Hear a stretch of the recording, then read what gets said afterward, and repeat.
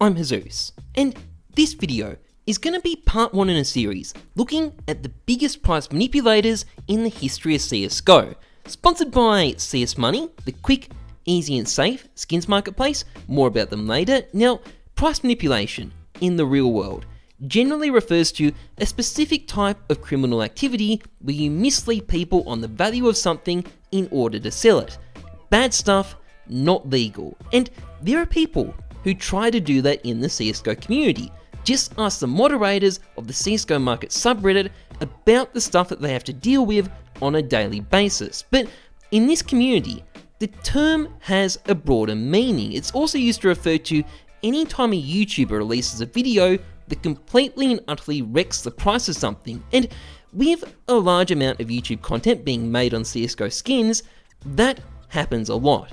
And it's what I want to look at in this video. There isn't any bad intent on this sort of stuff. It's just guys trying to make content. They aren't selling stuff behind the scenes, but by making a video on something, they've kind of messed up its price on the market. And we're going to be examining 3 people who've done this. The first 2 are going to be small fry, guys that don't do this stuff very often, but we're also going to have a look at a repeat serial offender who leaves a trail of chaos behind him wherever he seems to go.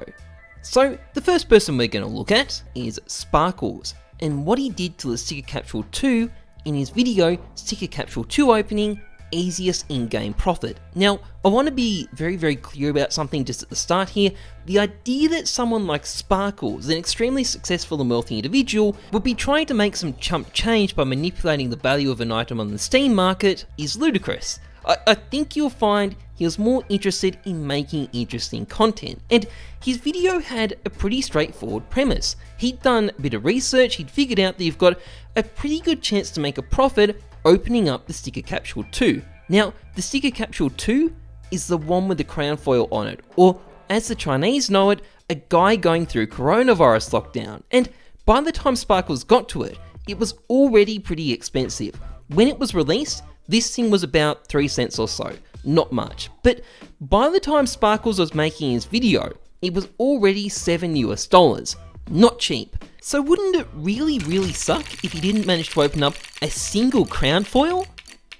Yeah, guess what? He didn't get a single crown foil. Now, I've definitely had my own bad experiences with this capsule as well, to be honest, but at the end of the video, Sparkles gave a bit of advice.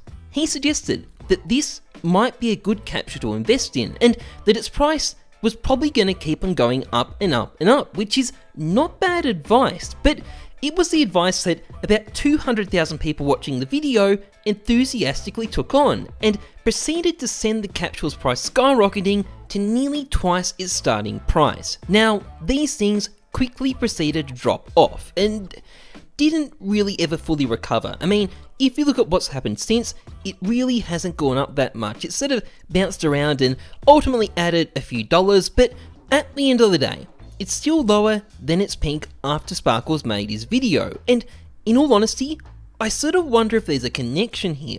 I think Sparkles might have disrupted the market so much that it still hasn't really recovered. This is what I'm going to call the YouTuber's curse, by the way. Basically, if you're a YouTuber, by giving people good advice, it automatically turns into bad advice, which is definitely a massive headache to deal with if you're making videos. And we're going to see more of this as we continue. Now, the next person I want to look at is Trilix. And Trilix is a German YouTuber. He's been around for a long time. In fact, I initially learned how trade-offs work based on his video. Really good video for that matter. Now, these days, he's focused largely on making content for the German-speaking community, and he's doing pretty well, as far as I can tell. He gets some insane stream numbers. But during February 2020, he released a video on investing in CSGO cases. Now, I can't pronounce the name of this video, nor can I really understand its contents. I'm a bit linguistically challenged in that department, but I can tell you what it did. As Mariku wrote on the CSGO market subreddit at the time, after his video, every case on the community market went up to at least 5 cents, and many have 4-cent buy orders. And that may not sound like much, but you have to keep in mind that these cases started off at 3 cents each. So by increasing their price to 5 cents, Trilix has essentially increased their prices by 66%. Now, this post then goes on to talk about the Spectrum case, which Trilix had specifically talked about, and the Spectrum case's price had gone up after this video. It had gone up quite a bit, about 50%. I think the actual peak is even higher than it shows, 160k units sold per day versus 40k a couple of days before, so people were buying more of them. Now, Spectrum cases are a solid investment. In fact, I actually invested in some earlier that month for 14 cents Australian each, and I recently sold them for a 50% profit to help fund a case unboxing. So Trilix is giving good advice. As far as I'm concerned, it's been tried and tested. But again, the YouTuber's curse. The Spectrum case peaked at 16 cents USD and then proceeded to drop about 50% over the next month. So if you bought those cases at that peak price, you'd only be breaking even now.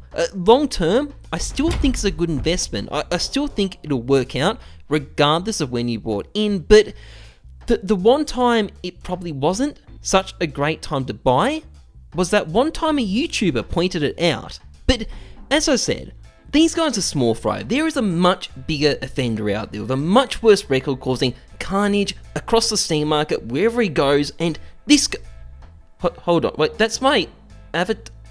Oh, okay, look.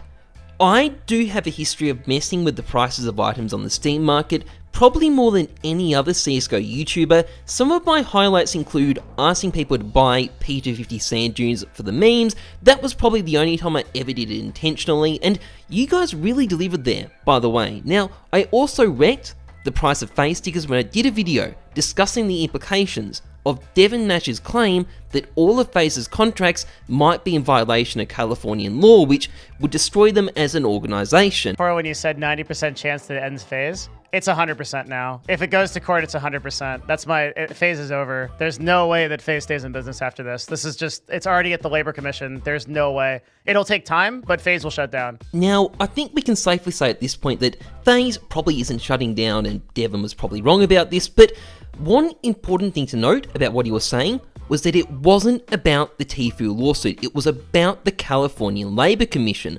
But there were still about 200 12-year-old FaZe fans with drool dripping down their chins, furiously typing that what Devin was saying was stupid because Tfue's lawsuit was terrible and bad and wasn't going to go anywhere, which, yeah, I don't know if it's looking too good for FaZe right now. But more importantly, I completely and utterly wrecked the price of FaZe stickers, and that was a bit of a mess. I should not have stuck how to profit in the title. There's also pretty much every trade-up guide I've ever made, ever.